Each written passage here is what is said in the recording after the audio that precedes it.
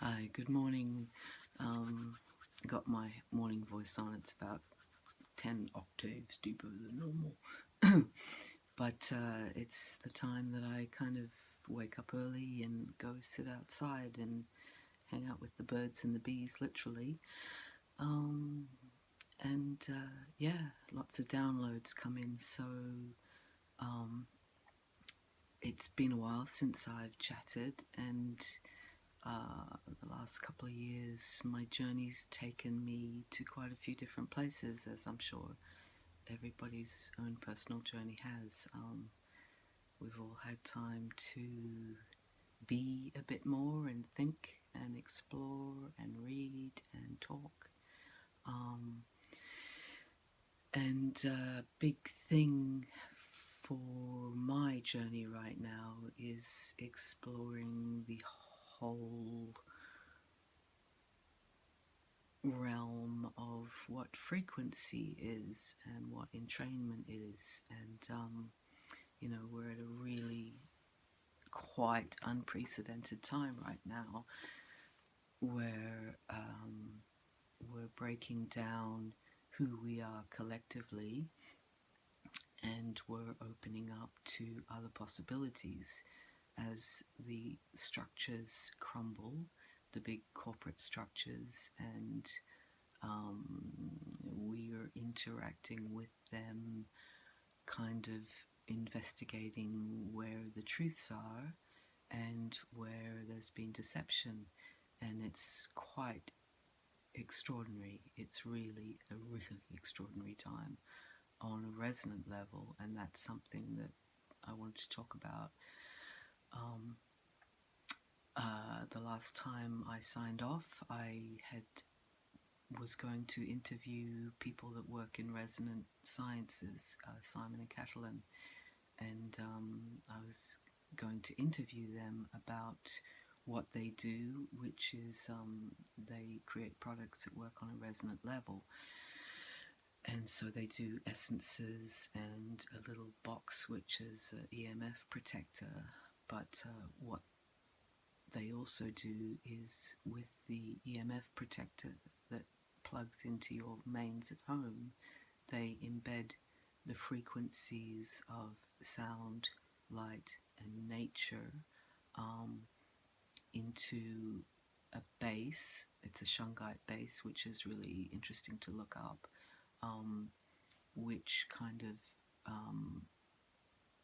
puts this energetic field into our home spaces and magnifies it. So when you have a Wi-Fi box on or you're being hit by your neighbor's Wi-Fi, hopefully this resonant energies are higher grade than the Wi-Fi signal, so it theoretically entrains your body into a higher resonance, as opposed to being kind of taken out and scrambled by the Wi-Fi energetics.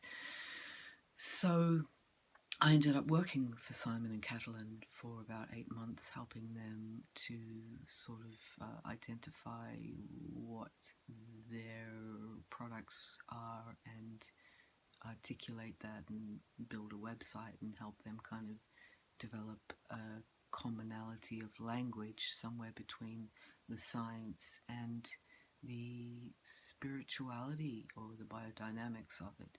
So that was a really great project, and I sort of went down quite a few rabbit holes, one of them being the nature of entrainment. And as I was working, it became really clear that collectively we've entrained ourselves into a corporate mindset, and that corporate entities are so powerful energetically that it's almost taken our collectives over and taken out the individuals. So we've all been kind of mindlessly following something that has nothing to do with who we are, and the level of entrainment's been so high that it's actually overridden our knowing.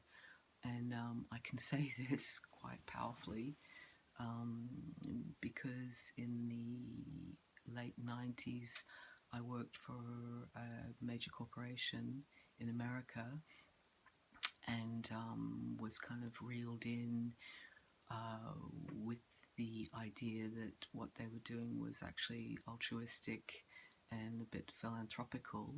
And then after about 6 months, this darkness descended on me. I was firing on all levels. It was a think tank, and I was hoping to put together really interesting material, and I had a team of designers working with me. And yeah, this really quite subtle darkness descended on me, and I couldn't figure out what was going on.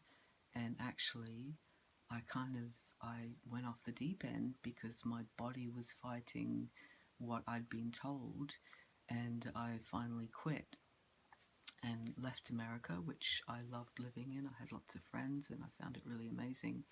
And I went back to Australia, and it took me actually probably 10 years to recover, and only in the subsequent years kind of figured out what was going on as I started working in energy medicine and realized, wow, I'd been sort of brainwashed and entrained, and it went against my true nature, and really it was such a big battle for me, but quite profound in the way that woke me up to what's been going on a planetary level. So when I started working with Simon Catalin, I went back into that concept of entrainment to try and identify how that worked, and with their product, looking at the actual science of what that is. So I'd like to start a series. Hopefully, I can do it in short bursts and not get lost too much in the labyrinth, because it's quite tricky on one hand and complicated, but very simple on another. So in the subsequent videos that I'm going to do, I'm going to talk about sacred art, music, architecture, nature, and what actually this resonant frequency is, and not being a scientist, but being an artist and a designer and a thinker, I can hopefully share with you some things I've learned, because it is quite strong, and I feel like we're all waking up now, and I'm also embarking on a series of material, books and blogs and films and tools, so that we can get back in touch with our true nature, clear our chi, clear our field, clear our communal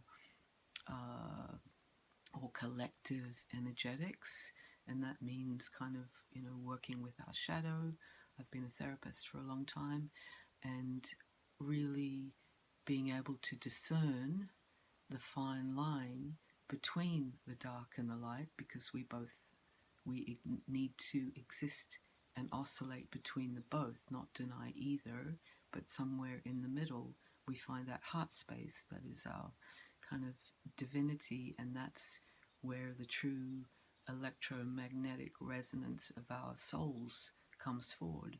So the magnetic is the heart and the electro is the brain, and we've all been entrained to be in our left brain, which is ego-based, and not our right brain, which is the creative and the channeling, which we all have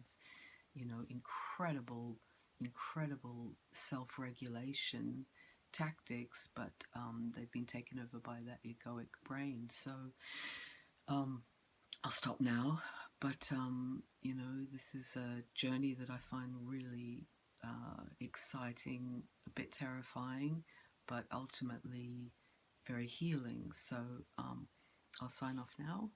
Good morning, and I hope you will enjoy and get some benefit from the material I'm about to produce. So nice to see you, and we will talk again. Ciao. Bye.